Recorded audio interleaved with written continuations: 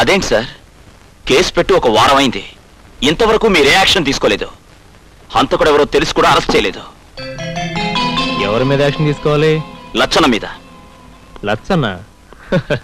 రాచకొండ లచ్చన్న? సాక్ష్యం ఉందా? మా అమ్మ చెల్లి కళ్ళారా చూశారు.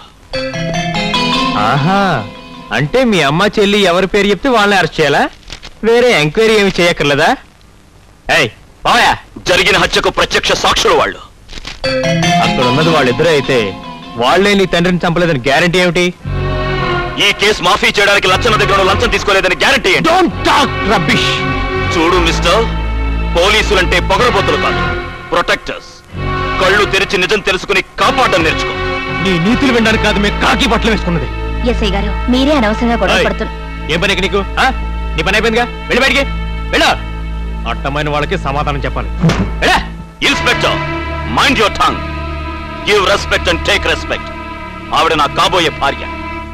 మిస్టర్ ఎస్ఐ, లచ్చన్న లాంటి నీచుల దగ్గర ఎంగిలి మాంసం ముక్కలు తిని కండలు పెంచిన నీలాంటి వాళ్ళు డిపార్ట్మెంట్ లో ఉండడం పోలీసులకే అవమానం.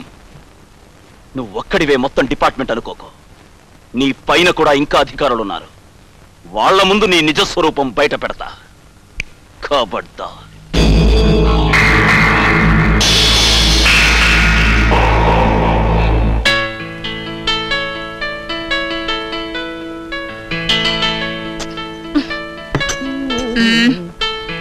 ఏం కావాలమ్మా? ఏముంది సార్ వేడిగా? సార్, నన్నే ఇడ్లీ వడ దోశ, పెసరట్టు మినపట్టు మిరపకాయ బజ్జాయి, ఇంకా పూరి కూర ఉంది, పుణుకులు కూడా ఉన్నాయి. ఇంకా వేడిగా? పొయ్యిలో బొగ్గులు ఉన్నాయి, పొయ్యి మీద డేగిశాలున్నాయి. అంతేనా? ఇంకేమి లేదా మీ హోటల్లో వేడిగా? ఉండమ్మా, నా బ్రెయిన్ ఉంది. మీతో మాట్లాడదు కూడా రోస్ట్ అయిపోయింది. అదే పట్రా.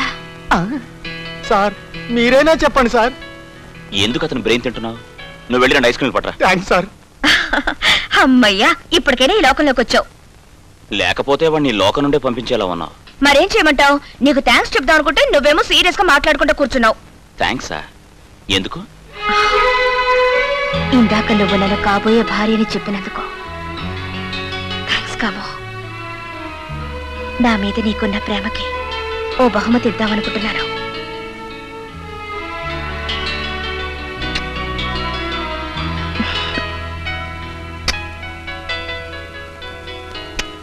ఇటు ఆటో డ్రైవరు, అటు రాచకొండ లచ్చన్న.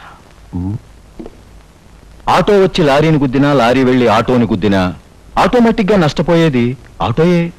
ఏమంటావు? ఏంటి సార్ మీరు చెప్పేది? అబ్బా, డైరెక్ట్ గా